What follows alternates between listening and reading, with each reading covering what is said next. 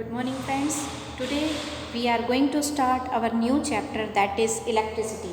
Students, electricity means the study of charges. Electricity means the study of charges. What is the charge students? Charge means या तो positive charge होगा या फिर negative charge होगा। तो ये चार्ज हमें पता है कि एक क्लास 9th में हमने एक लेसन पढ़ा है स्ट्रक्चर ऑफ एटम। वहाँ पर हमने एटम के बारे में सब कुछ पढ़ा है। एटम होता है, उसका एक न्यूक्लियस होता है, वहाँ प्रोटॉन होते हैं, न्यूट्रॉन होते हैं। प्रोटॉन पर माइनस नेगेटिव चार्ज होता है, न्यूट्रॉन पर कोई चार्ज नहीं होता। और आसपास के ऑर्बिट में जो इलेक्ट्रॉन घूमते रहते हैं उनके ऊपर नेगेटिव चार्ज होता है, इलेक्ट्रॉन पर नेगेटिव चार्ज होता है। सो स्टूडेंट्स, इलेक्ट्रॉन पर नेगेटिव चार्ज, प्रोटॉन पर पॉजिटिव चार्ज और न्यूट्रॉन पर कोई चार्ज नहीं होता। चार्ज पॉजिटिव भी हो सकता है, नेगेटिव भी हो सकता है।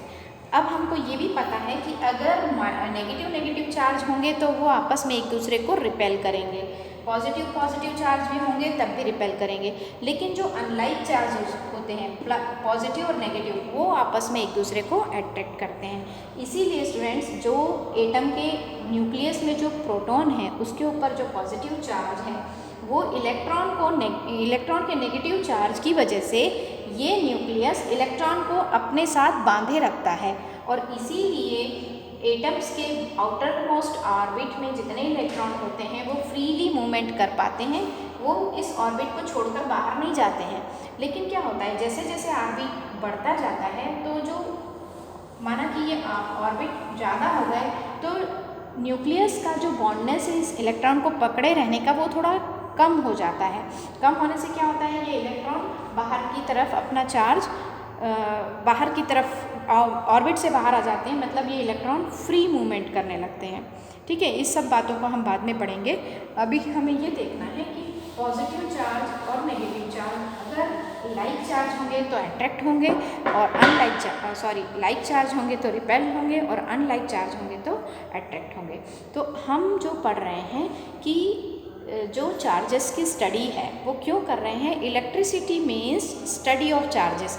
और चार्जेस के बारे में हमको पहले से पता है, पॉजिटिव चार्ज, नेगेटिव चार्ज।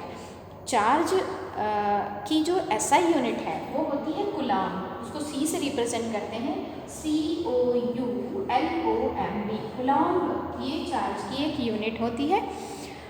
अगर हम देखें कि किसी एक इलेक्ट्रॉन पर कितना चार्ज हो सकता है, तो अगर कोई एक इलेक्ट्रॉन है ना, कोई एक इलेक्ट्रॉन है, इसके ऊपर जो चार्ज होता है वो होता है -1.6 into 10 to the power -1.6 minus क्यों, क्योंकि इलेक्ट्रॉन के ऊपर माइनस चार्ज होता है।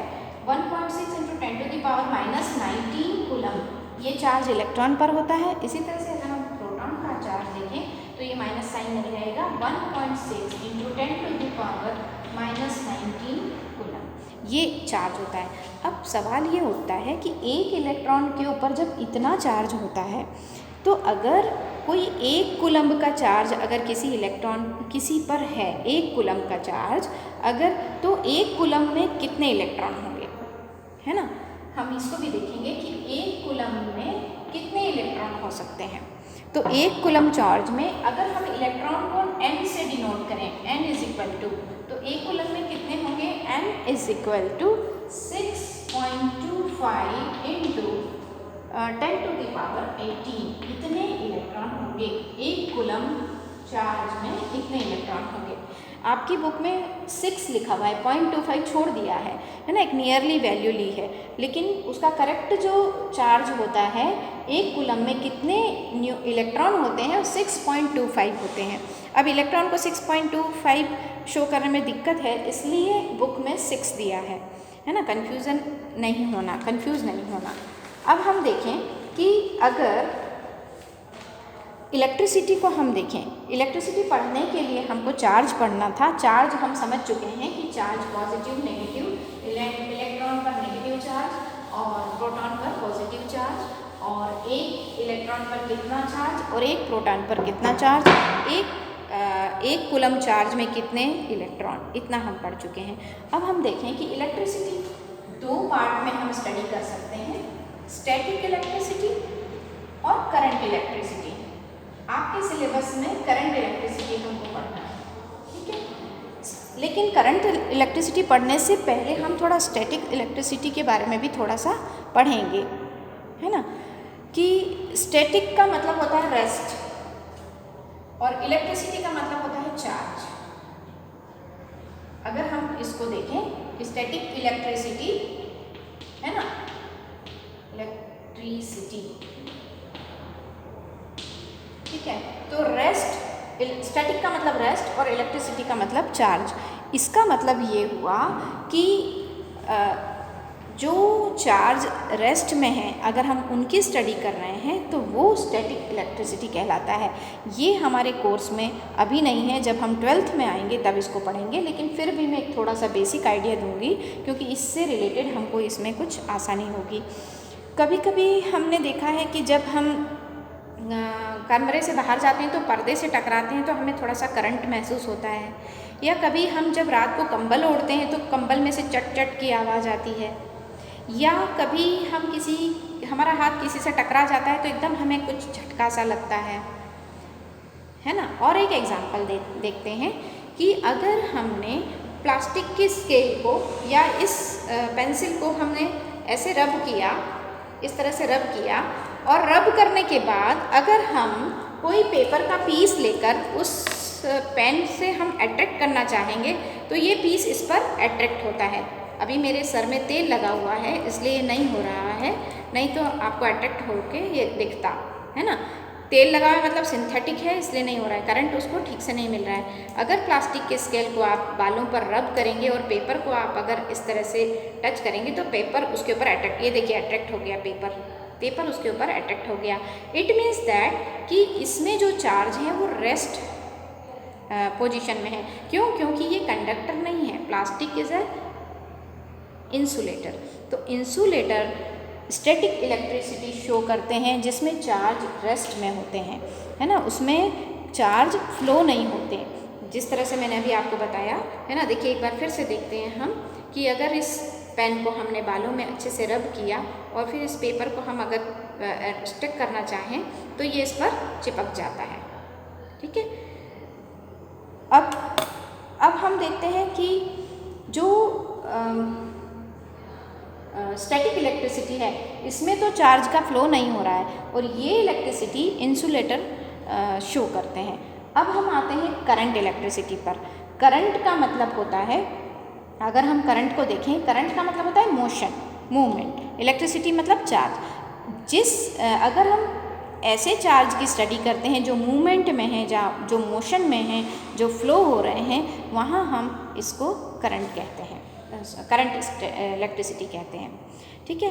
तो हमारे सिलेबस में करंट इलेक्ट्रिसिटी के बारे में हमें डिटेल पढ़ना है, जिसमें हमें ये देखना है कि फ्लो ऑफ चार्ज कैसे हो रहा है, ठीक है, फ्लो ऑफ चार्ज कैसे हो रहा है। अगर हम देखें कि करंट क्या है, अब हम आ गए करंट पर। करंट क्या है? करंट है फ्लो ऑफ चार्ज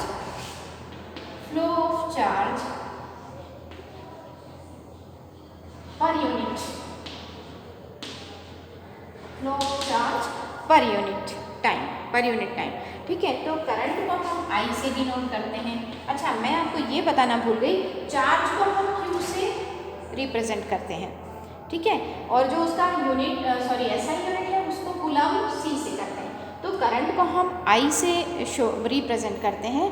तो अगर हमारा ये flow of charge per unit है तो इसका मतलब I is equal to charge हो गया Q upon T per unit time. ये हमारे पास एक करंट की एक डेफिनेशन बन गई, ठीक है।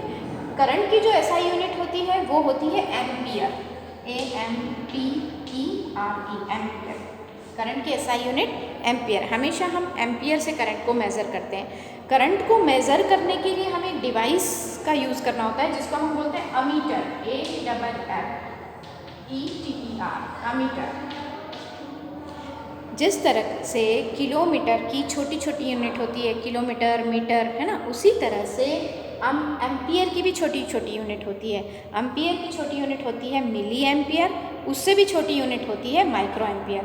तो हम एम्पियर की छोटी यूनिट मिली एम्पियर और माइक्रो एम्पियर को भी समझ लेते हैं ताकि हमें आगे जाके ये सारे टर्म्स अच्छे से समझ में आए। देखिए मिली एम्पियर जो होता है कि अगर 1 मिली एम्पियर की हम बात करें, 1 मिली एम्पियर 1 मिली एम्पियर की हम अगर बात करें तो 1 मिली एम्पियर में होते हैं 10⁻³ एम्पियर। ठीक है। और अगर हम एक माइक्रो एम्पियर की बात करें, माइक्रो एम्पियर, तो 1 माइक्रो एम्पियर की वैल्यू होती है 10⁻⁻6 एम्पियर। ठीक है, ये सब हमें पता होना चाहिए। मिली एम्पियर को हम MA से लिख सकते हैं और माइक्रो एम्पियर को हम μA से शो कर सकते हैं। ठीक है, ये बात भी हमें पता होना चाहिए। तो एम्पियर को मेज़र करने के लिए, करंट को जब हम एम्पियर में मेज़र करते हैं तो एम्पियर कैसे मेज़र करेंगे, उसके लिए हम डिवाइस यूज़ करते हैं अमीटर। ठीक है, अब ये अमीटर क्या होता है? ये अमीटर देखिए आपके बुक के पेज नंबर 203 पर बहुत सारे साइन दिए हुए हैं, है ना। बुक के पेज नंबर 203 पर बहुत सारे साइन दिए हैं। अमीटर को हम ऐसे शो करते हैं, ये इसका प्लस एंड और ये माइनस, ये अमीटर का साइन है। अमीटर क्या करता है कि इसमें इसका जो रेजिस्टेंस है वो बहुत लो होता है, पहली बात। दूसरा, ये हमेशा सीरीज़ में कनेक्ट किया जाता है। कैसे सीरीज़ में कनेक्ट होता है? देखिए, माना कि हमको अमीटर को एक बैटरी से जोड़कर और करंट को नापना है, तो कैसे हम एक सेटअप बनाएंगे? देखिए,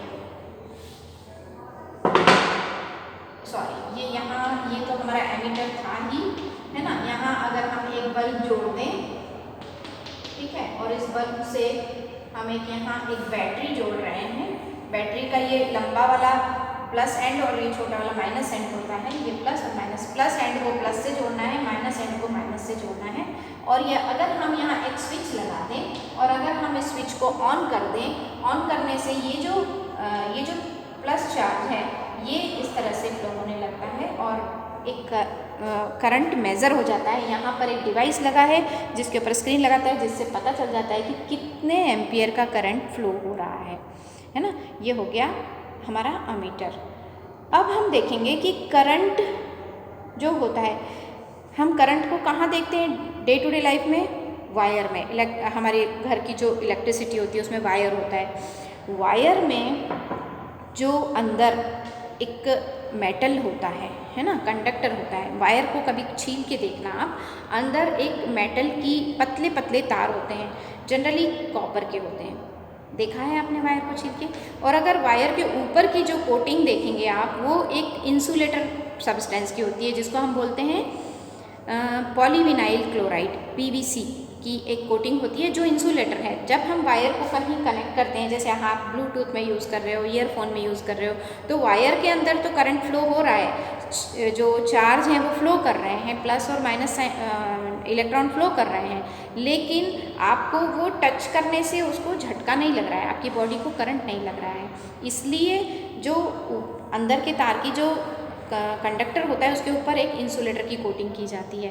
तो जनरली हम देखते हैं कि कॉपर के वायर का तार होता है, वायर होता है कॉपर का, उसमें लंबा तार होता है, उसको वायर के रूप में हम यूज़ करते हैं इलेक्ट्रिसिटी में।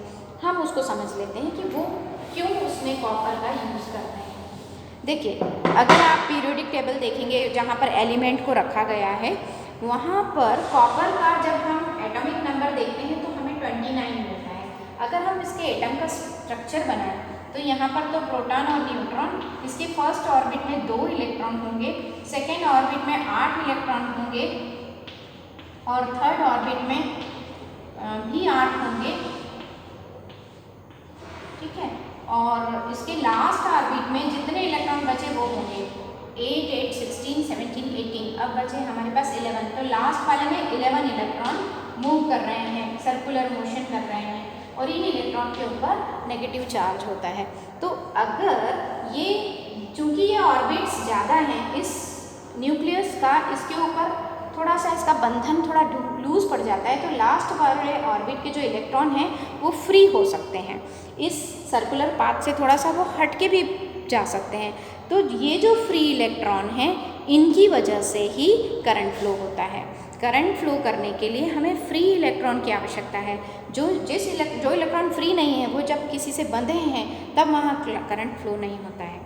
ठीक है, इतना समझ में आया? अगर आपको इतना समझ में आया है तो अब हम ये देख सकते हैं कि वायर में करंट कैसे फ्लो होता है। एक बहुत अच्छी एग्जाम्पल से मैं आपको समझाऊंगी कि वायर में करंट कैसे फ्लो होता है।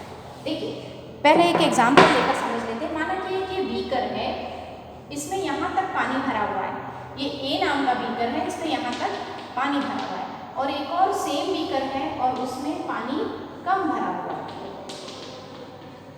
अब हम अगर इसको यहाँ से कनेक्शन दे दें, इस बीकर को और दोनों को कनेक्ट कर दें हम यहाँ से, तो क्या होगा? ये जो पानी है इसमें से इसमें जरूर जाएगा, है ना, इसको हम रोक नहीं सकते। अगर ये यहाँ कनेक्शन है और ये खुला हुआ है तो ये पानी यहाँ जरूर जाएगा, और तब तक जाएगा जब तक दोनों का लेवल बराबर नहीं हो जाता। इट मीन्स दैट कि ए बीकर का पानी अगर बी बीकर में ले जाना है तो हमें उसके लेवल में थोड़ा सा डिफरेंस रखना पड़ा। अगर बी बीकर भी इतना ही भरा हुआ होता, यहाँ तक ही भरा हुआ होता, और फिर हम इसको कनेक्ट कर देते तो दोनों का पानी एक दूसरे में नहीं जाता और दोनों का पानी हमको ऊपर से देखने से एक ही लेवल पर दिखाई देता। तो जब हमको ए बीकर का पानी बी बीकर में ले जाना है तब हमने क्या किया? एक डिफरेंस क्रिएट किया उसके लेवल में, वाटर के लेवल में एक डिफरेंस क्रिएट किया, जिससे ए बीकर का वाटर करंट बी बीकर में गया। इसको हम वाटर करंट कहेंगे। ठीक है, तो इसी तरह से वायर में भी क्या होता है? वायर में माना कि ये एक वायर है, देखो एक मैं बहुत मोटा सा वायर बना रही हूँ, जबकि वायर इतना मोटा नहीं होता है, ये कॉपर का वायर है। तो कॉपर के इसमें बहुत सारे एटम हैं, हजारों, है ना। ये कॉपर का वायर कॉपर के एटम से बना है। कॉपर के हर एटम में इलेक्ट्रॉन है। माना कि इस एटम से एक इलेक्ट्रॉन निकल गया, इससे एक निकल गया, इससे इन सब से एक एक इलेक्ट्रॉन बाहर आ गया, तो इन इलेक्ट्रॉन के ऊपर तो नेगेटिव चार्ज है। तो ये इस वायर के अंदर रैंडमली इधर उधर बिखरे हुए हैं। अगर हमें इनको एक ही डायरेक्शन में फ्लो करना है, क्योंकि अगर हमें करंट चाहिए तो हमें इन सारे इलेक्ट्रॉन को एक ही डायरेक्शन में फ्लो करवाना पड़ेगा। तो इनको अगर एक ही डायरेक्शन में ले जाना है तो इस वायर को हमको किसी बैटरी से जोड़ना होगा। माना कि हमने इसको बैटरी से जोड़ दिया, ठीक है, ये हमने एक बैटरी से जोड़ दिया, और बैटरी से जोड़ने के बाद जैसे ही प्लग ऑन किया तो ये जो प्लस वाला एंड है, ये इलेक्ट्रॉन के ऊपर नेगेटिव चार्ज है। ठीक है, तो ये प्लस वाला क्या करेगा? इसको धक्का देगा नेगेटिव को, और ये नेगेटिव आगे आएगा, और नेगेटिव चार्ज कहाँ आएगा? इस साइड आएगा। तो ये चार्ज सब इलेक्ट्रॉन के जितने भी चार्ज हैं, जितने भी इलेक्ट्रॉन इधर उधर बिखरे पड़े थे, इनको एक डायरेक्शन मिल जाएगा, और ये सारे इलेक्ट्रॉन एक डायरेक्शन में फ्लो करने लगेंगे, जिससे हमें ये शो होगा कि करंट फ्लो हो रहा है या चार्ज फ्लो हो रहा है। इट मीन्स दैट जो भी करंट फ्लो होता है वो प्लस से माइनस की तरफ, पॉजिटिव से नेगेटिव की तरफ फ्लो करता है। अगर स्टूडेंट्स इतनी बात अगर आपको समझ में आई, ये बेसिक था हमारी इलेक्ट्रिसिटी का, अगर इतना आपको समझ में आ जाता है तो अब हम फर्दर स्टडी कर पाएंगे, है ना, जिसको हम अगले वीडियो में देखेंगे। Okay, thank you.